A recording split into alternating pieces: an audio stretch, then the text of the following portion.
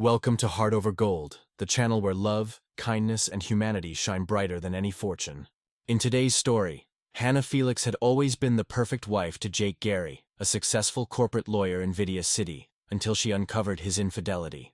After being deliberately excluded from a key event, Hannah decided to reclaim her dignity. She confronted Jake at the gala, exposing his betrayal. With the help of family lawyer Isabella Vargas and the mysterious Don Derrick, Hannah founded the Phoenix Initiative, a non-profit to support women leaving unhealthy relationships.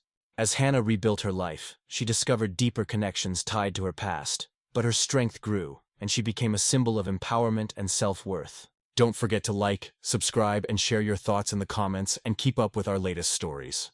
The grandeur of the Imperial Hall in Vidia City shimmered under the glow of Murano crystal chandeliers. 300 elite guests from the high society of Vidia mingled, their glasses filled with Francia Corta and bites of white truffle canapes. In the middle of the ballroom, Jake Gary danced with grace, his laughter filling the room as he twirled a woman who was not his wife. The orchestra played a Viennese waltz, and Jake appeared to be the happiest man alive. But then, without warning, the heavy oak doors swung open. The sudden sound cut through the air, sharp and loud. Conversations halted. Glasses froze midair. And there, illuminated by the warm hallway light, stood Hannah Felix. She didn't walk in broken or humiliated. She didn't come to beg for anything. She arrived to claim what was hers. Her gown flowed with liquid grace as she moved through the crowd, her confidence causing the very marble floors to feel alive beneath her. Each step was deliberate. Each glance she cast across the room was decisive. When her eyes landed on Jake, still frozen mid-dance with his mistress, a slow, dangerous smile curled on her lips. With a raised hand, she signaled for the orchestra to stop. One by one, the instruments fell silent until only the stark emptiness of the hall remained. And in that silence, Hannah spoke. Her words that night would change everything forever. Vidia City was a place where perfection was expected, and Hannah Felix had spent 7 years embodying that standard. Every morning she rose at 6 a.m. in her penthouse at Obsidian Heights, gazing out over the terracotta rooftops and the Duomo spires rising through the mist. She brewed espresso with the Gallia machine Jake had brought from Naples on their honeymoon, the strong aroma filling the room as she mentally prepared for the day ahead. Her life was carefully choreographed. Monday was dedicated to a charity committee meeting at the Galleria Vittorio Emanuele II to raise funds for a pediatric hospital. Tuesday meant overseeing renovations for their country home. Wednesdays were reserved for lunch with the wives of Jake's colleagues, while Thursdays brought a private Italian lesson at a historical library. Fridays were spent preparing for their Saturday dinner parties. Every task, every event, was perfectly aligned with Jake's career as the most successful corporate lawyer of his generation. At 34, Jake was a partner at Blackwood and Gates, handling multinational mergers, his reputation opening doors across Europe. Hannah, as his wife, was the perfect complement to his success. Fluent in Italian with a touch of Spanish in her vowels, she knew her wines, could maintain conversations about art, and made sure she knew everyone's personal details, from the names of children to pets. She never caused a stir. She was the epitome of the perfect wife.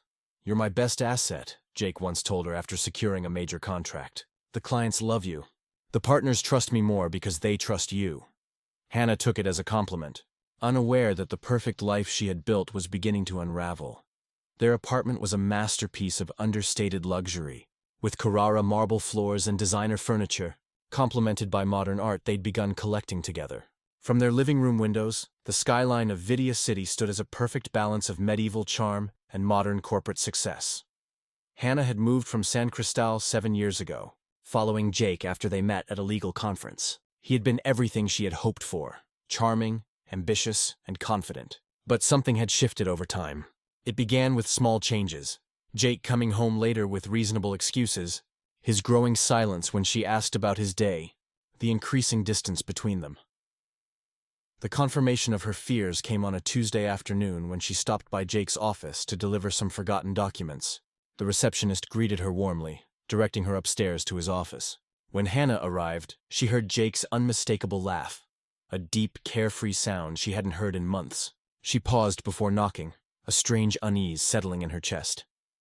Inside, Jake was sitting on the edge of his desk, smiling at a woman Hannah didn't recognize. The woman, young and effortlessly beautiful, had a confident air that reminded Hannah of herself at that age. "Hannah," Jake said when he noticed her, his tone shifting to one of cold professionalism. "I wasn't expecting you." Hannah handed him the folder, her voice distant. Here are the documents you forgot. This is Lyra Derrick, our new associate, Jake said, introducing the woman. Lyra, this is my wife Hannah. The brief handshake between Hannah and Lyra was awkward. Nice to meet you, Lyra said, her smile polite but too sweet. Hannah didn't trust it. The brief exchange was enough to confirm her suspicions. Later, as she sat in the elevator, the reflection staring back at her was no longer a woman she recognized. She was flawless on the outside, the perfect wife. But for the first time she didn't feel like herself. That night, Jake came home late, as usual, and tried to make small talk. Hannah's silence spoke louder than words, and after dinner, she retreated to the guest bedroom. She allowed herself to feel the full force of the humiliation and betrayal, but only for a moment. Then, with resolve, she decided that Jake's exclusion of her from the ball, the firm's grand event, was the final straw. She would go to the ball, and when she did, no one would forget who she was.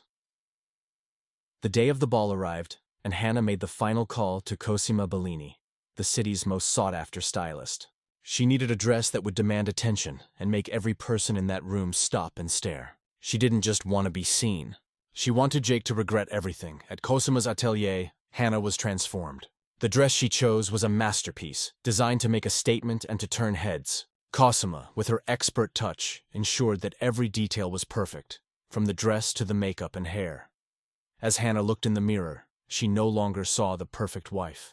Instead, she saw a woman who was powerful, controlled, and ready to reclaim what was rightfully hers. She arrived at the Imperial Hall in a private car, her heart steady, her mind clear. Jake had sent her a few messages, asking her not to come, but she ignored them, deleting each one without a second thought. The woman who stepped out of that car was not the one Jake had tried to hide. She was someone else entirely, and when Hannah entered the ballroom, her presence caused the room to fall silent. The performance was over. It was her time now. Hannah Felix, wife of Jake Gary, partner at Blackwood and Gates. The guard consulted his list. Signora, your name is not in the confirmed guest list. That must be a mistake, Hannah said calmly. My husband is one of the main partners. I am obviously invited. She pulled out her phone and dialed the number of the firm's founding partner. He answered after 3 rings. Hannah explained the misunderstanding. The partner, confused, quickly clarified the situation to the guard who opened the doors with an embarrassed expression. The ballroom was a testament to Baroque grandeur. 300 guests filled the space. Hannah recognized all the key players, and there in the center of Theden's floor was Jake. He was dancing with Lyra Derrick. Hannah saw Will's hand on Lyra's waist. The way Lyra looked at him and Jake's genuinely happy expression. He was looking at Lyra the way he used to look at Hannah, as if she were the only thing that mattered. Hannah stood motionless in the entryway, watching her husband dance with his mistress at the firm's most important event. The event from which he had deliberately excluded her. The last illusion she had been clinging to shattered like glass. In its place surged resolution. Hannah began to walk. She reached the edge of the dance floor. The orchestra was still playing, but the guests had noticed her, and the wave of silence expanded across the room. Jake finally saw her. His face ran through confusion, shock, guilt, and then panic. Lyra palled. Hannah didn't look at them. She raised a hand. The orchestra, sensing the drama, began to stop instrument by instrument until only absolute silence remained. 300 pairs of eyes were fixed on Hannah Felix. And in that perfect silence, Hannah spoke. Her voice was clear, measured, and loud enough for everyone to hear. Buonoserati, I apologize for the interruption. My name is Hannah Felix. I am the wife of Jake Gary. She looked at Jake, who was frozen with LRA. Though I suppose the word wife has become somewhat flexible in its definition lately. A collective gasp swept through the room. My husband was kind enough to inform me that I shouldn't attend this event tonight. He said it was better for the junior associates to have more visibility. She smiled. And looking at the dance floor now, I can see exactly what kind of visibility he had in mind. Jake finally spoke. Hannah, this isn't what it looks like. Isn't it? Hannah's voice cut the air like a whip. Then what is it, Jake? A particularly intimate legal consultation discussing European legislation in 3/4 time. She looked around. It looks exactly like what it is. A man dancing with his mistress at the most important event of the year. After deliberately lying to his wife to keep her away, Jake clumsily released Lyra. Hannah, can we talk about this in private? No. Hannah's word resonated. We had 7 years to talk in private, Jake. 7 years during which I was your perfect wife. I supported your career. I organized your dinners. I built an entire life around you. And while I was doing all that, you were building another life with her. The silence in the room was crushing. An elderly partner tried to intervene. Senor Rosie, perhaps it would be better. Better for whom? Hannah turned to him. Better for the firm? Better for Jake's reputation? Or better for me, whom all of you have seen for years at these events, smiling and being the perfect wife without knowing was the only one in this room who didn't know the truth. She returned her attention to Jake. I have one question for you, Jake. One question. And I beg you to give me the dignity of an honest answer for once. Jake nodded weakly. Do you love her? The silence stretched for 15 seconds. And in that silence, Hannah got her answer. A solitary tear rolled down her cheek, but her voice didn't break. Thank you for your honesty. Finally, she turned to leave, then looked back at Lyra. A piece of advice from woman to woman. If he'll cheat with you, he'll cheat on you. Men who break their marriage vows with such ease rarely suddenly find integrity in their second attempt. And with that, Hannah Felix walked toward the doors of the Imperial Hall, her head held high. Outside on the palace steps, Hannah finally allowed her knees to tremble. She blocked Jake's number. She told her driver to take her to the Grand Zenith Hotel. In the suite, she turned off her phone and finally allowed herself to cry. She cried for the betrayal and the years wasted, but she also cried with relief. She had chosen her dignity over her marriage. And though the road ahead was terrifying, it was at least hers.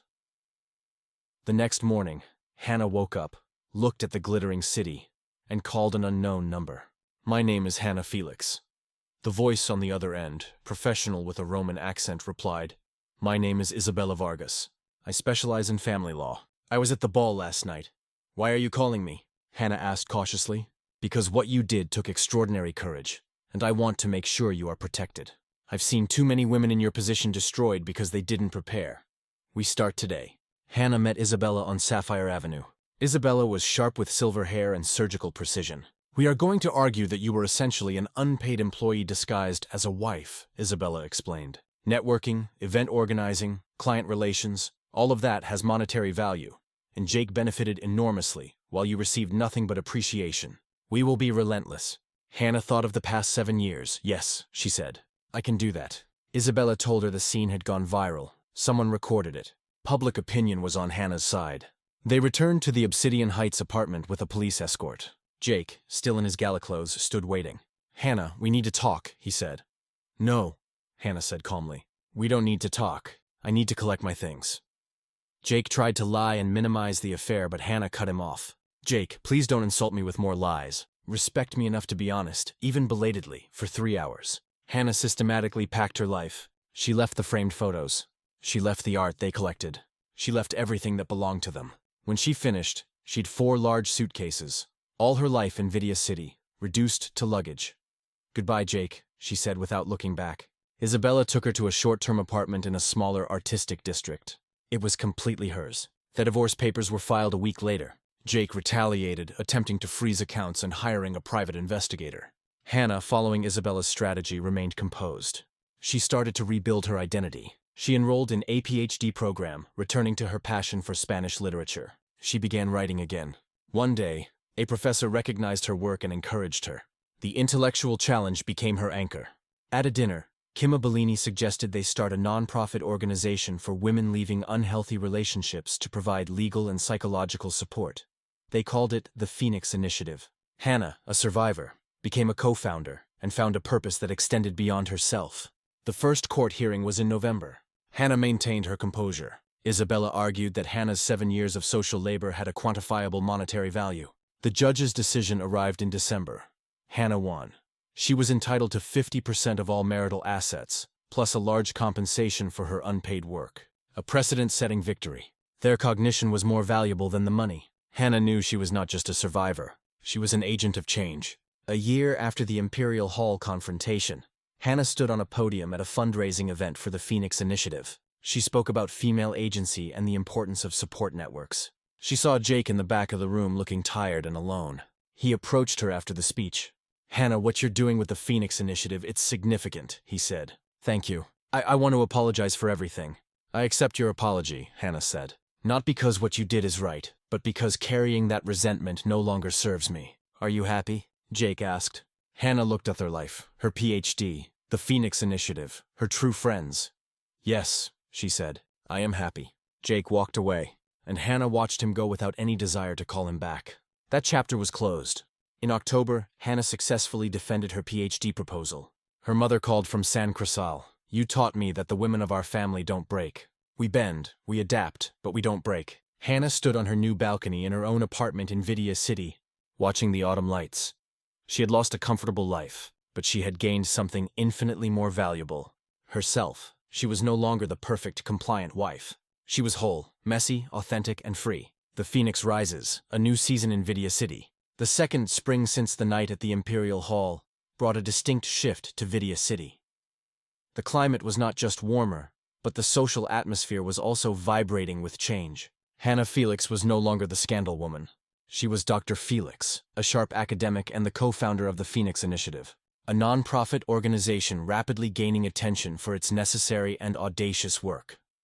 The offices of the Phoenix Initiative had moved from their modest location to finer building closer to Sapphire Avenue.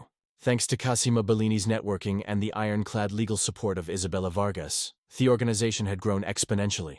They now offered legal aid to women leaving unhealthy relationships alongside workshops on self-worth and financial literacy. Hannah divided her time between her doctoral research and counseling sessions at the initiative. She was no longer tired from having to be perfect. She was tired from doing meaningful work, and that gave her an unprecedented surge of energy. One of May afternoon, as Hannah prepared for a workshop on reclaiming your voice, Isabella Vargas walked into her office.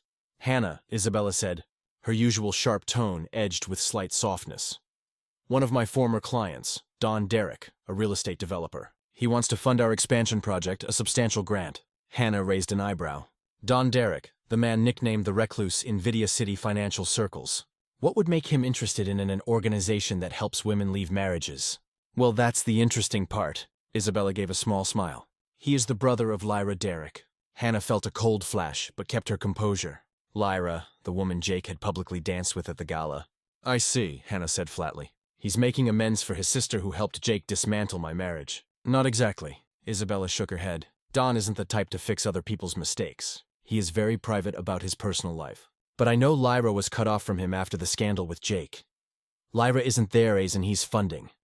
He said he believes in our mission. He wants to fund use unconditionally, but he wants to meet you." Hannah agreed to meet Don, curious about his motives. The meeting took place in Emerald Gardens, a public yet discreet location. Don Derrick was utterly unlike Jake. Jake was always polished and showy. Don wore a simple, perfectly tailored charcoal suit and had a calm, almost cool demeanor. He had dark, silvering hair, deep blue eyes, and a strong, quiet presence. "Thank you for meeting me, Dr. Felix," Don said, his voice deep and courteous. He made no mention of the gala night. "I'm curious, Mr. Derrick," Hannah stated plainly. "With all the charities you could fund, why the Phoenix Initiative?"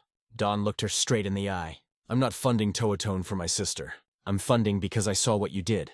You chose truth over convenience. That is rare in our circles. And I believe that helping a woman regain her voice and financial independence is the best investment in a stable society." He spoke like a strategist, not an emotional man. Hannah appreciated the straightforwardness. "The grant," he continued, "comes with one request. I want a monthly progress report written by you, not because I don't trust you, but because I want to learn from your approach." Hannah smiled.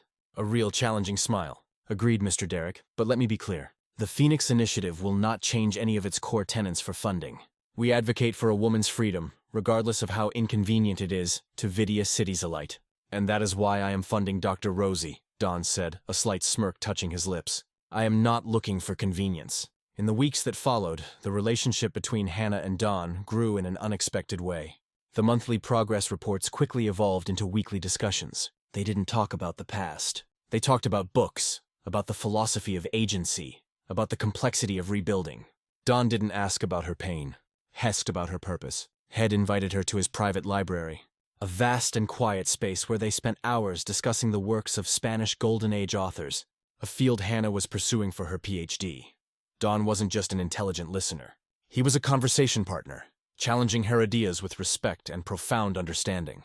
One evening in his library, the lights were low. Hannah was explaining a complex point in her thesis when she paused. Don was looking at her, not with the eyes of a donor or a fellow intellectual, but with a deep private focus. "You are explaining a classic work on personal freedom," Don said softly, "but I am seeing the freedom you earned. It is more beautiful than any expensive print in this room." Hannah felt her cheeks warm. This was the first time in years that a man looked at her and didn't try to make her smaller or turn her into an asset. He looked directly at her strength, I am not looking for a perfect woman, Hannah. Dawn continued using her first name for the first time. I am looking for a partner, someone whose life is a challenge, not an appendage. Hannah didn't answer with words. Instead, she stepped forward, acting on an impulse that had been non-existent in her former marriage. She placed her hand on his cheek, feeling his warmth and stillness. Nothing in my life is convenient anymore, Don, she whispered. Good, he replied, his voice husky, because I detest convenience. When he leaned in, the kiss was not an explosion of pent-up passion, but a quiet, steady confirmation, a silent promise of a relationship built on respect, intellect, and unwavering truth. Hannah Felix had not merely recovered from the wreckage, she had found a new connection, one where she didn't have to shrink herself to fit, but where she was loved precisely because she had grown so large and brilliant. She had embarked on a new journey, not of revenge, but of pure evolution. The Vidya City verdict, the moment Hannah Felix and Don Derek stepped out of the shadows and into the polished spotlight of Vidya City's high society. The city held its breath. The occasion was the annual Blackwood and Gates Founders' Day Gala, an event Jake still dominated. Held at a luxurious modern museum, Hannah attended as Don Derek's official guest. She wasn't seeking revenge. She was simply existing in her new, powerful reality. Hannah wore a dress chosen with surgical precision, elegant, scholarly, and utterly confident. A stark contrast to the performative glamour she used to wear as Jake's wife. She had Don by her side, not as a shield, but as an equal. Don, the recluse, rarely attended such events, and his presence with Hannah was the night's most powerful statement. The atmosphere was electric. Guests, many of whom had been silent witnesses to Hannah's public humiliation a year prior, were forced to acknowledge her transformation. There was no pity in their gazes now, only a blend of awe and discomfort. The confrontation. The inevitable moment came when Jake Thorne spotted them. He was mid-conversation with a group of senior partners, his usual self-assured smile in place. But when his eyes landed on Hannah and Dawn, the smile vanished. The color drained from his face, replaced by a deep, ugly flush of fury and disbelief. He abandoned the partners and strode toward them, his steps heavy with indignation. Hannah, Jake bit out, ignoring Dawn. What is the meaning of this? You're using my ex-colleague's brother as a prop? Hannah met his gaze, completely composed. Good evening, Jake. Actually, I'm here as Dawn's guest, and I'm no longer interested in being anyone's prop. Jake finally looked at Dawn, his eyes narrowing with a familiar entitlement. Dawn, I assume this is a business arrangement. A cruel joke, perhaps, considering your sister's Jake. Dawn's voice was a low, steady rumble that cut through the noise of the room.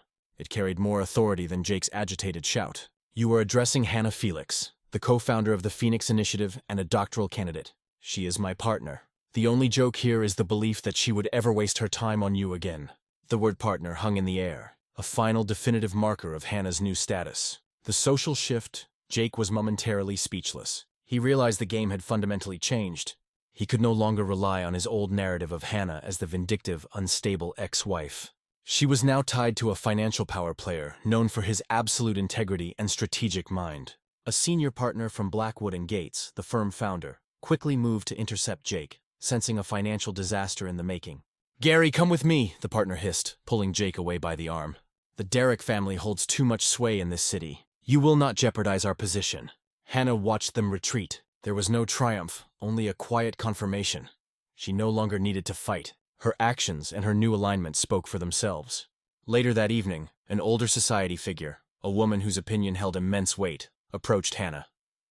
She was known for her decades-long friendship with Jake's family. Hannah, the woman said, her voice surprisingly sincere. I apologize. We all saw what happened at the Imperial Hall. We all stayed silent because of convenience. But you did the right thing. It took courage I wouldn't have had.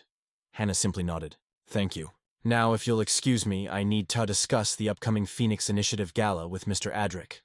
She turned and walked away, Dawn's hand resting gently, possessively on the small of her back. The act was a quiet display of shared intimacy and respect.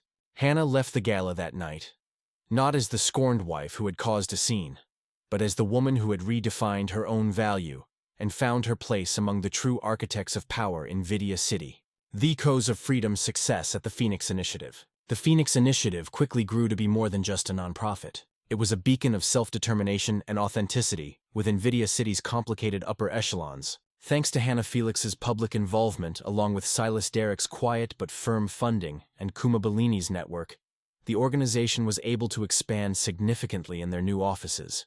Bright and peaceful, Hannah transitioned her role from survivor to architect. She didn't just run the organization. She led individual counseling sessions where her academic knowledge of agency blended seamlessly with her real-life experience. Stories of rebirth. Every story Hannah listened to was a small mirror of her own. Yet each woman had a unique path to self-discovery. Elena escaping the gilded cage. One of the first clients Hannah counseled was Alina, the wife of an influential tech CEO. Like Hannah, Elena had spent years being the perfect wife in a lavish penthouse. When Elena discovered infidelity, she was threatened financially and emotionally. "They told me I was nothing without him," Elena had confided, weeping during her first session, "that I had no monetary value." Hannah helped connect her with Isabella Vargas to file for divorce, using thievery unpaid labor strategy Isabella had pioneered in Hannah's own case.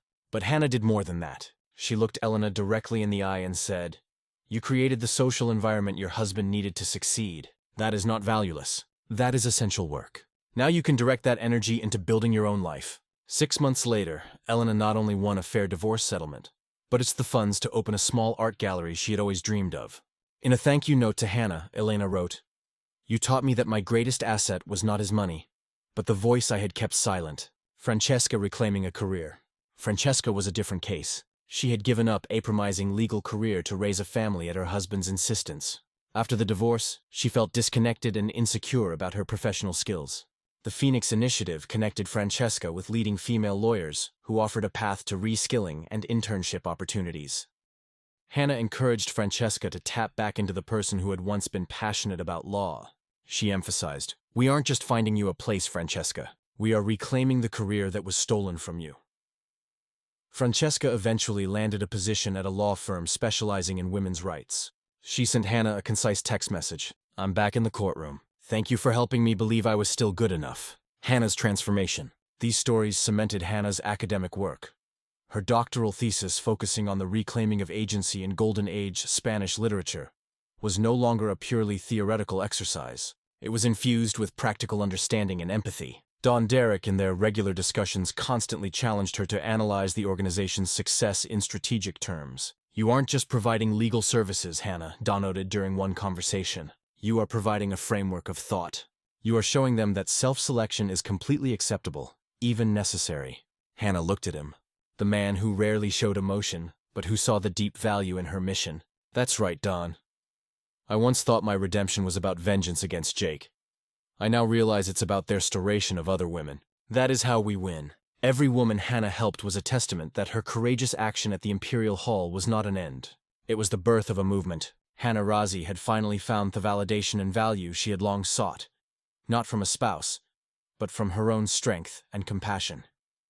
The Phoenix Initiative, a test of trust.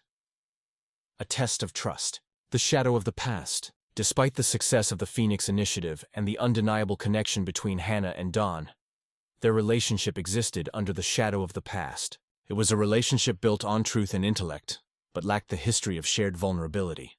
The tension broke on a cool autumn evening. Hannah was hosting a small dinner in her Breer apartment, celebrating the latest court victory for a woman helped by the initiative. Only Isabella and Kuma were there along with Dawn. The atmosphere was celebratory until Isabella, after a second glass of wine, spoke carelessly. "You know, Hannah," Isabella said, raising her glass, "I am so glad Dawn is here. I always thought it was unfair how Jake used Lyra's connection to him for his benefit. And now how'd you get to have the real Derek?" The comment intended as a compliment struck a jarring note. Hannah felt Silas stiffen beside her. "What do you mean, Isabella?" Hannah asked, her voice calm but controlled. Isabella, already regretting her words, stammered slightly. "Well, Lyra, she always had a bit of an obsession with Silas's reputation. She always wanted to be close to power. That's why she was initially drawn to Jake, because he was Dawn's biggest professional rival." Dawn pushed his chair back, the scrape against the wooden floor unnervingly loud in the quiet room. "I think I should go," he said, avoiding Hannah's eyes. His composure, usually his greatest asset, was cracked. The uncomfortable truth. Hannah followed him to the door. "Dawn, wait." He turned, his deep blue eyes clouded. "You have every right to believe this is some kind of proxy war, Hannah. That I am trying to win a competition with Jake through you, or that I am trying to control the narrative because of Lyra's public disgrace." Hannah stepped closer. "Did you ever encourage Lyra to work with Jake?" "No," he replied instantly, his voice firm. "I tried to warn her about him, But Lyra always believed that being close to power made her powerful. She saw Jake as an easier target than me. He paused, his gaze dropping. And you should know that Jake has always despised me. He resented the Derek name, the wealth, and the fact that I never played his games. He would use anything or anyone to try and damage my standing. Hannah realized the full scope of the manipulation that had entangled her. She hadn't been an isolated victim. She had been a pawn in a larger corporate rivalry. Then why didn't you say this earlier? Hannah challenged. Why, let me wonder. Because your journey was about reclaiming your truth, not getting tangled up in mine, Dawn stated. I didn't want my family's mess to contaminate your hard-won peace. I wanted you to choose me for who I am without the context of Vidya City's gossip choosing each other. Hannah considered his honesty. She could see the vulnerability beneath his usual controlled exterior. Jake's betrayal was rooted in dishonesty and control. Dawn's past silence was rooted in respect for her independence. That difference was everything. I don't care what Jake thought, or what Lyra did. Hannah finally said, I know who I am and I know who you are. You are Theman who challenges my intellect, who values my work, and who sees my strength as an asset, not an inconvenience. She reached out and took his hand. Our relationship is not a proxy war. It's a partnership. If you want me to trust you, you have to let me carry the uncomfortable truths with you. We face the gossip of Vidya City together, or not at all. Silas's usual cool composure returned, but this time it was grounded in something deeper. He tightened his grip on her hand. Together he confirmed. Tomorrow we'll draft a statement. We will use the leverage of the Phoenix Initiative to put an end to the gossip once and for all, Hannah nodded, her resolve solidifying. She knew the fight for her dignity had not ended when she left Jake. It was an ongoing process that required continuous, fearless choice. But this time, she was choosing the truth, and she was no longer fighting alone.